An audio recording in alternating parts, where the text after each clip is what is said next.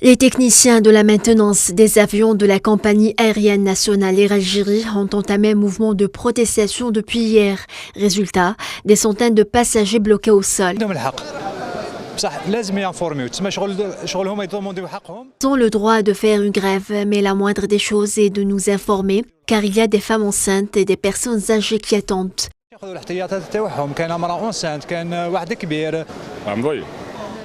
On ne nous a pas prévenus à l'avance. On n'est pas informé.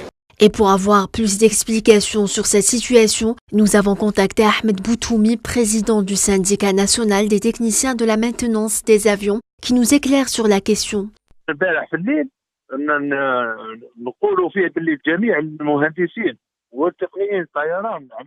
Hier, les techniciens de la maintenance des avions de la compagnie aérienne nationale Air Algérie ont entamé un mouvement de protestation. Et je tiens à préciser qu'avant cette grève, nous avons contacté le directeur général, mais en vain. Nous avons même programmé une assemblée générale extraordinaire, mais la direction générale n'a pas répondu à nos appels.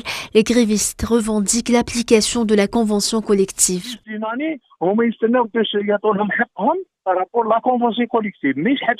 Pour sa part, le PDG d'Air Algérie, Barrouch Allash, avait dans un entretien téléphonique à l'APS qualifié cette grève d'illégale.